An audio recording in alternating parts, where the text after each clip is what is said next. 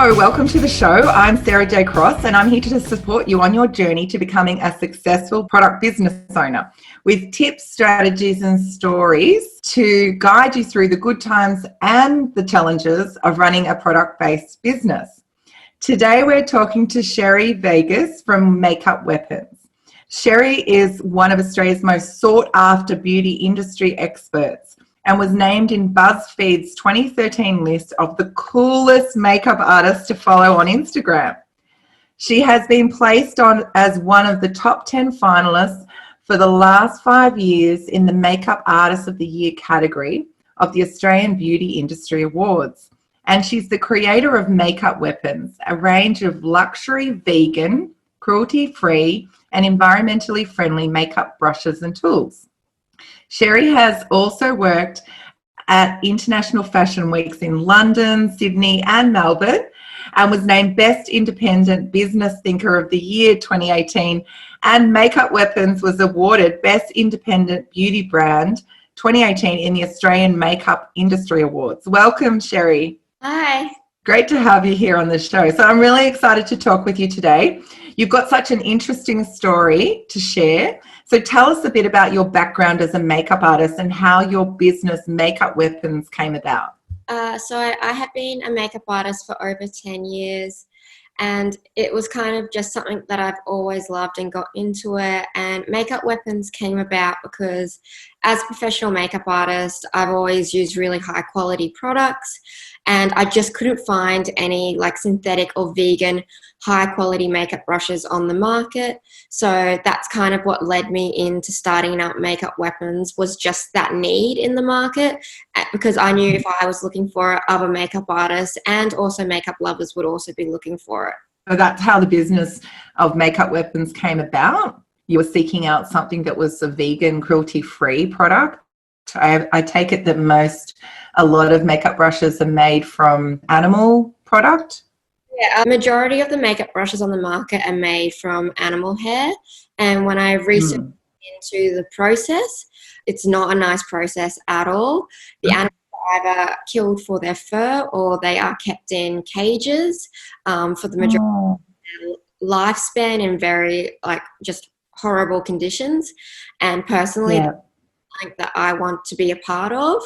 I don't want to be consuming products that promote that. So that's why I really need to bring something like this out into the market. So not everyone knows this, but part of your journey to becoming a successful makeup artist and makeup brand founder included overcoming dyslexia. Tell us about that. Yeah, so I was diagnosed with dyslexia at quite a young age. So I've had a lot of support with that throughout schooling and stuff like that. I've always kind of kept to the creative arts because that's where I find I thrive. So it was a pretty natural transition to becoming a makeup artist because that is more of my element with being dyslexic. I've always found that with the creative arts, being dyslexic is actually an advantage. Well, that's amazing, isn't it, that you've actually found your calling, which is really good. So tell me, Sheri, what was it like building your business while something personal like this was going on behind the scenes? Did you share your dyslexia diagnosis with anyone, when you found out, or was it something that, you kept separate from your brand? I've never hid it. I'm really open about it because I don't feel like it's anything to hide or to be ashamed of. And I feel like if you're upfront with people, they are genuinely understanding. It can hold me back in some certain areas, but most of the time I find it actually helps me because being dyslexic, I see the world differently to other people. Well, that's really interesting. So how did it impact your day-to-day work and the running of your business?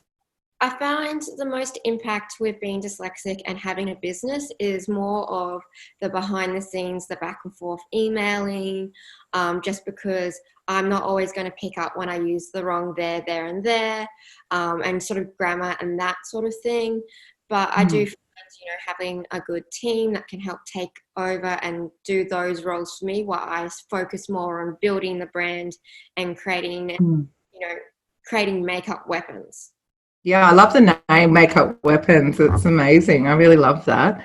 So you've obviously achieved so much with two businesses. One as a successful makeup artist in constant demand for photo shoots, red carpet, runway and bridal industry. And then the other business as the founder of the luxury products that you speak to the consumer in this day and age. Your products are vegan, cruelty-free, eco-friendly. That's a lot of work to get to this level. Did you always envision that that you would sort of be able to build something like at this sort of pace and be juggling two businesses? When I first started the idea of Makeup Weapons, it took me around 3 years to finish developing the products because what I was after just didn't exist. It wasn't on the market, so I had to do all the designs, develop it with a manufacturer. So it took around 3 years to actually start and have a product from start to finish, just because what I was doing was really unique. But I've always had a very strong ethics, and I wouldn't want to use a product that didn't suit or bring out a product that wasn't, my ethics. Vegan and cruelty-free and handmade and still high quality, what a makeup artist would want, but also, following all of that was really important. Yeah. So creating a product and a brand that you feel really in alignment with your values and ethos. What steps did you take to get there? How do you manage two businesses? Well, it was a lot of work at the start. I think I was pretty much working 7 days a week for 2 years. I also self-funded the business, so everything I made I put away in savings, and I didn't have any investors or anything like that because I wanted it to be 100% mine, so that way I could follow my own path. For the time of actually developing the product and getting it there, I was working quite a lot and just putting that away into savings. So it was not an easy process. It was not a short process. But I wanted something that no one else could replicate, that it was completely unique. So I could see that this was going to be something big because I wanted it. There would be other people that would want this too. Yeah, absolutely. And I guess because you're on the direct front of actually working as a makeup artist, you can see there's a gap, what's missing and what's needed. I take it you don't do those sort of hours now. You said for the first 2 years you were working around the clock. So I take it that things have settled down for you now and you have a bit more balance in your life with your businesses? Well, now I have sort of taken a step back from freelancing as much. Just because I do that so I can be more choosy about the clients and do more of the work that I love. And also because Makeup Weapons is doing so well, I can now hire staff to help take on the running of it. So it's not just me anymore. Okay, so you've built a team and you've got comfortable with outsourcing to support that growth that you've had, so you're not having to do those crazy sort of startup hours, which I know a lot of people do. And you've been smart too in reinvesting back into your business. I think a lot of people think at the start that they're going to sort of be turning a profit or they're going to be selling out straight away, build their website and everyone will come. And it doesn't happen that way. A lot to get the name out there. Yeah, so really getting the brand awareness. So I take it that you sell online and to stockists as well with your brushes? Yeah, so we sell to makeup supply stores as well as beauty therapy salons, and we also sell online. That's a really great way that people that might not have known about us will find out when they go into the supply store, because it's going to be on display, online market as well, for Pinterest and Facebook and Instagram. I mean, Instagram's just an amazing platform, and Pinterest is really becoming quite even a bigger platform in Australia. I know that it's been great in the States, but it's definitely taking off, and it's quite powerful. I didn't realise how much it offered until I had a masterclass. I had an expert come in to the mastermind that I run, and it was quite amazing to learn what it can do and how far you can reach. But Instagram is, visually for product-based businesses is an amazing way of building up a really strong following and buyers as well. So your story is so inspiring for anyone who've, if you had a personal problem, an issue or an experience to overcome as part of building their business. It sounds like you haven't let the dyslexia stand in your way. It hasn't held you back. Do you have any advice for anyone, Sheri, in a similar situation, who may feel like it might be a bit too much of a struggle or, they're not sure whether they can do it? I think if you truly want something, you will find a way. People that have dyslexia will work twice as hard. That's just how it is. So Albert Einstein had dyslexia, Tom Cruise, Whoopi Goldberg. There are a lot of famous people that have done great things that have that. That's amazing. I didn't know that that about them. I wonder how Tom Cruise goes about learning his lines. Well, with dyslexia, if you hear stuff, you can actually memorize it really easily. Your memory function in your brain is a lot better than someone who doesn't have it. That's amazing. So you can retain more audio than actual reading on pen and paper type of thing. So that's in the written form. Oh, that's really interesting. Okay, so for anyone who might be sort of struggling a little bit, whether it be, with a physical or any sort of challenge, do you just sort of recommend just to persevere and go for it?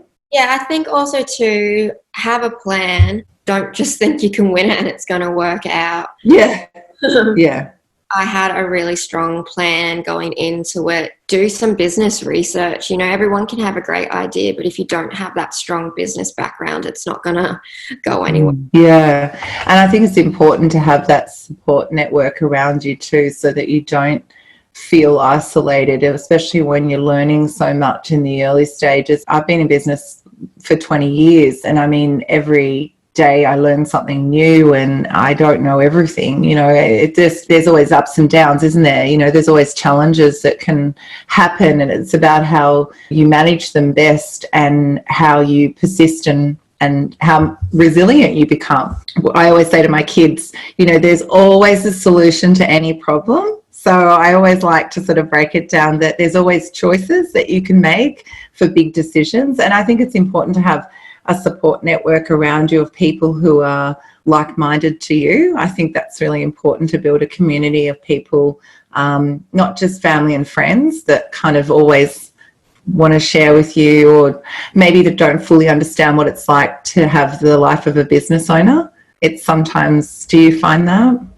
I have a really good group of friends that all have their own individual business and get together and have kind of a little masterminding session, and they can see it from a different perspective, because sometimes you're so involved in your business that you can't see it from the outside. And especially people who have their own business or work in that sort of sector, instead of just friends and family's advice. And there's also a lot of online groups like Like-Minded Bitches Drinking Wine. There's a lot of those online business groups that everyone is happy. So it's like to give advice and to help. So it's always good joining those. So even if you don't have necessarily know other people that are in that sort of same boat as you, you can find and reach out to them. Yeah. And have that like-minded, connection where people just get you. And I think it's important to have people who are celebrating your wins, or, you can actually, share anything that might be a challenge as well, that people are sort of all going through the same thing. I think women are very good at building those relationships really fast with people who are very similar, in similar stages to them. We have to talk about your product range at Makeup Weapons. In such a heavily saturated beauty industry, you've found a real point of difference with your product in the materials, their quality, their environmental impact. So creating something so different from start to finish is a huge task, Sheri. So how did you make it happen? Sort of a lot of willpower and time. Every product I design, I don't outsource, and we don't, use a non-brand product. So everything, we are slowly releasing our eyeshadows, and I've worked with a cosmetic pharmacist and we've developed that recipe together. And then I've had to go off to a manufacturer. Like, there is a lot of research and a lot of time that goes behind it, but I also don't want someone to be able to replicate what I'm doing. I want to keep our unique point of difference. One, because it's like such a great selling, but two, it's what I want. Like, I want to leave the world with a better than what I found it. So I want to be creating plastic products, vegan products. I want products that last a while and, like, you know, minimize waste. I brought out bio glitters that are 100% fully degradable years before people started to even talk about it. I try to keep a lot of our production in Australia, just because it's higher quality control. So even though it's a higher price point to do that, I know that I'm getting like the best quality, and I know that everyone that buys my products, no matter which product they go for, they are getting something that is amazing. You're supporting local business as well, I imagine, and also, like you said, you know about, you care for the environment and sustainability. I imagine in the makeup industry, the work that you've done, you've seen probably a lot of waste and plastic and, just clothing that's, turned over so fast. So it's all now the focus is really all about reusable and caring for the environment. Like you said, you want to leave it as for the time you're here on the earth as how you found it. Really important. And it sounds like it's close to your heart because you've obviously created a really great product that aligns with your values as well. So when things get really busy, Sheri, and when hurdles pop up, when everything feels really hard, what keeps you motivated? What keeps you going? I'm naturally quite a motivated person, but I do love setting myself goals. I often will write down like short-term goals and long-term goals and kind of the dates that I want to achieve things by, because seeing that and having that gives me motivation to keep pushing. And like, we've had tons of hurdles with this, like trying to find manufacturers and products and getting stuff, shipped and all of this stuff, all of that to deal with. But like, having goals helps me just stay through it. I might not be able to achieve this long-term goal, but how can I break it down into short-term goals to get me to that big goal? I love that. When you've got sort of small bite-sized goals, it doesn't feel as overwhelming towards the end goal. And I think it keeps you, motivated when you start to get a few good wins and you're not sort of getting yourself too far along. Because I see that a lot with, working with and coaching women, is sometimes they will overthink things, like what if this happens, what if that happens, and sometimes it's a matter of just getting started and putting things in place and perfecting them as you go along. It doesn't always have to be absolutely perfect. It's better done than perfect sometimes. And I think, to stay motivated and on track, you do have to keep forward and pressing forward with the goals that you have as well. If you had just one piece of advice for other product-based entrepreneurs wanting to grow their business, what would that advice be? The marketing budget, double it. People underestimate how hard it is to get your name out there with whatever it is, especially now that the market is getting more and more saturated, that you have to push further and further to be seen.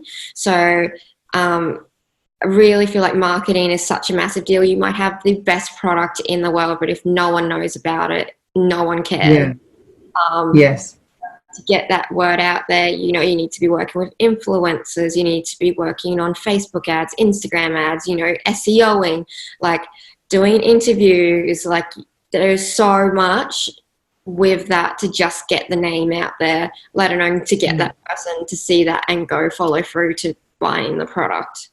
I don't think people really understand the importance of marketing, because I see it as a direct result of sales. If your sales aren't great, then usually it means that your marketing, there isn't enough marketing, or it's not, being targeted to the right people. But as you mentioned earlier, getting that brand awareness by being in Stockists, there's so many more people that can see your brand and learn about your brand and purchase and try and then come back and reorder and try other products in your range as well. I like what you said about doubling, have a marketing budget but double it, because it does end up having to be your biggest investment, doesn't it, to really get your brand out there for people to know about it and learn about it. It really does. It is an investment. Yeah, there's there's tons of free ways to promote, Instagram, Facebook and stuff like that. But with how the algorithms are, you really do have to spend some money to get your name out there. Yeah. And it's an investment. It can't always be organic, can it? Depending on the speed that you want to get the brand recognition. You can't just rely upon posting on social media platforms. You do need to have a strategy in place that marketing and paid marketing is one of them. Is that paid is generally a much faster way to build your subscribers and build your sale conversions. Would you agree? Yeah, definitely. And really anything can sell. Look at fidget spinners. They exploded and it was due to that awareness and that thing, and they sold like crazy. So it's really anything can sell, but it's actually getting the awareness out there. I guess those sort of things that are fads, I mean, they've been around a long time before that. They were actually designed for children with autism and ADHD. So they weren't a new product, but it was then probably got into the hands of an influencer, someone on YouTube, and then all of a sudden it's a massive craze, And I remember my kids coming home going, Mum, you have to buy a fidget spinner. I'm like, what is that? And then we had to try and hunt down and go to 5 different stores. They're all sold out. It's usually a matter of, jumping on a bandwagon, and kids are like that. They go through a phase where they've all got to have the same thing. But, that's a good example. It's about the awareness. Once people are aware of a product, then they're more likely to buy it. If they don't know about it, if it's just only on one platform, like someone's selling it from their website and they're not running any paid ads, no one's going to know about it. Definitely. Thank you so much for sharing everything with us today. I mean, you are so inspiring, and I mean, you've obviously worked really, really hard to grow and get that recognition, and especially with all your awards. And I know the work that goes into creating a product as well, from concept to commercialization and launching it and going through all the manufacturing process. It's a big thing to take on. So I really, applaud you, because that's amazing what you've done. Where can people find you on the web if they'd like to buy, if they'd like to try out your products? It's makeupweapons.com.au. Great. Okay. And is that the same on Instagram as well, if they want to follow you on Instagram? It's makeup_weapons. Makeup_weapons. Fabulous. So if anyone wants to go on and check out all the fabulous products that Sheri sells for her makeup range, then that would be amazing. So wonderful. So that's where you can find Sheri. And if you've missed anything in today's interview, or you'd like to go back and revisit Sheri's story and advice in more detail, you can click on the link to download the show notes and get a copy of everything we've talked about today. So thanks again, Sheri, for being here. Thank you for having me. And it's time for me to say goodbye. So I'll see you in our next episode.